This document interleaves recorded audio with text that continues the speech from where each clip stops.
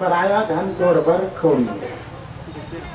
ये मैंने संसारिक बात में ज़्यादा बोले की जरूरत नहीं है, सब समझ जाता हूँ। मैं दूसरा क्षेत्र में बोलूँ ये बात में, ये है सब समझ वाली बात है। सुने, हाँ। पराया धन तोड़ बर कौड़ी है। कौड़ी के यहाँ पर मतलब मूल्यहीन वस्तु डलावत है, मूल्यहीन है। कौड़ी जेकर ज्यादा मूल्य नहीं, कौड़ी के मोल बेचीसगा किथे नहीं, मतलब जेकर भावे नहीं होते। हीरा के बदले कौड़ी बदला जाए। पराय तो धन के प्रकार के होते दो प्रकार के, एक स्वयं के धन और एक पराया के धन। पराया धन का चीजें और स्वयं के धन का चीजें। तो धन पहली धन के बारे में सोचबो चिंतन, उसके बाद अपने और पराया के बारे में सोचबो, और उसके बाद कौड़ी काबर पीछे के बारे में सोचबो। यह तीन बात सोच के और तोड़ खाए मोर खाए ये सोच तोड़। तो धन में भौतिक धन और अभौतिक धन दो प्रकार के, एक नाशवान धन और एक अविनाशी धन, दो प्रकार के धन हैं। तो गुरु जी जब बोल रहे हैं तो नाशवान धन के बारे में बोला थे या अविनाशी धन के बारे में बोला थे, ये ना थोड़ा चिंतन कर लगी हमला।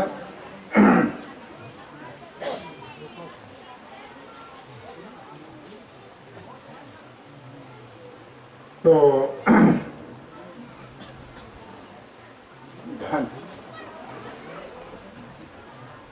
धन का मतलब होता है जिससे बाहरी धन, जिससे हमारा जीवन यापन चलता है। एक अचल धन और एक चल धन, या धन मतलब संपत्ति का है, एक चल संपत्ति एक अचल संपत्ति, जो व्यवहार क्षेत्र में सब मालूम है। चल अचल संपत्ति मालूम है ना सब। ये दो प्रकार के बाहर में धन है, और हमारे अंदर में दो धन है, एक ज्ञान रूपी धन और एक भक्ति रूपी धन।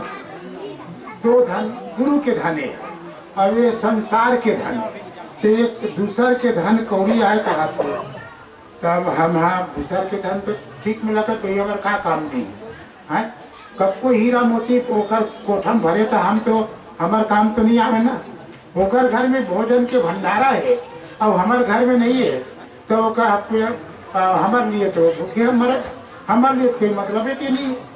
यहाँ तक के बात कुछ समझ में आवत, परंतु ये कौड़ी के बराबर है। और धर्म के धन के अंदर में हम चिंतन करते हैं, तो धर्म के धन भी दो कौड़ी के मोर चिंतन कहा था। दूसरा के लिए तुम्हारा दूसरा का भक्ति भी दो कौड़ी का है, दूसरा का ज्ञान भी दो कौड़ी का है तुम्हारे लिए, क्योंकि वो ज्ञान दूसरा का है, वो तुम्हारा ज्ञान नहीं है। तुम्हारा ज्ञान तुमको ही फायदा करेगा, तुम्हारा भक्ति तुमको ही पैदा करेगा। और हम भक्ति करे बर क्या करते तो भैया आप लोग ध्यान करन, जिधर से बीच में बोलते। तो हमारा दो धन ज्ञान और भक्ति पर मैं चर्चा कर रहा हूँ। जैसे हम पूजा प्रार्थना पाठ कर रहे हैं यहाँ पर, तो ये हमारा कमाई है ना। हम पूजा करेंगे, प्रार्थना करेंगे और गुरु का नाम सुमरन भजन करेंगे, व्रत उपवास रहेंगे, हमारा कमाई है ना, कोई निजी कमाई है ना। अब ये ना हम दूसर से करवावत हमने दता वकालत करवावत संत ते मोर सतिका देखी बोता, तब ओकर फल एला मिली, आपको नहीं मिलेगा। परंतु तुम नौकर लगा रहे हो, तुम मजदूर कर रहे हो। जैसे हम लोग कहीं बोले बोले नहीं आवा, तब कोर्ट में वकील लगाता नहीं है। तो धर्म के जगत में ये मन वकील है। तो न पूजा पाठ करे तो अंतर जानत न आरती जानत न कहीं नाम ल विजय नाम न सार नाम कहीं नहीं जानत, तो ये वकालत कर ही तोड़ सकते।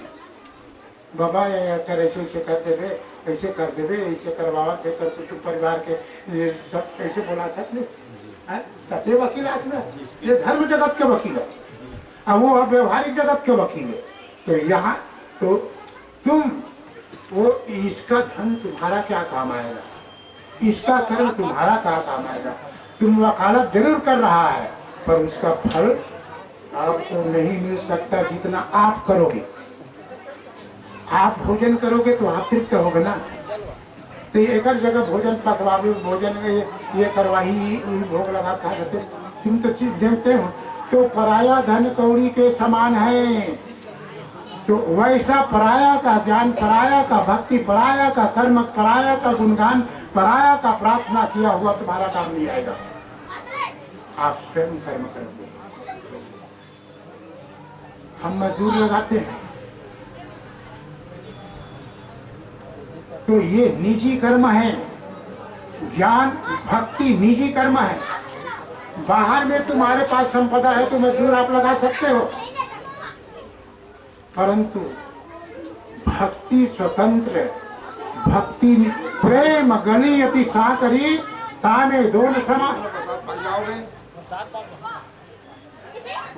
आदि करेंगे तो फिर प्रसाद देंगे तो ये प्रेम के गली है, इसमें दूसरा आदमी के लिए जगह नहीं है। इसलिए मेरा ये चिंतन कथन कहता है, जब भी गुरु का प्रार्थना और भक्ति रूपी धन को अर्जित करना है तो दूसरे का धन आपका उपयोग में नहीं आएगा। और स्वतंत्र चित्त मन से ज्ञान और भक्ति रूपी जो धन है दूसरे का उपयोग करेंगे। दूसरे के ज्ञान को हम बोलेंगे तो ये नकल हो जाएगा। तुम्हारे अंदर में वो पैदा होना चाहिए, तुम्हारे अंदर में प्रेम पैदा होना चाहिए, तुम्हारे अंदर में प्यास पैदा होना चाहिए, वही तुम्हारा असली धन है। चल नहीं सही से कर बोगा, कहा होगा पूरी चल दे बोगा तो जो जिया लेगा तो में प्यास नहीं है। चल भाई के जात है तो फल मिलवे नहीं करे, और मन में प्यासे नहीं। एक धन चल ना गाड़ी में चढ़ाए, मोड़ गाड़ी में जावे तो चढ़ के का साचा पैसे ही भी चढ़ा देगा।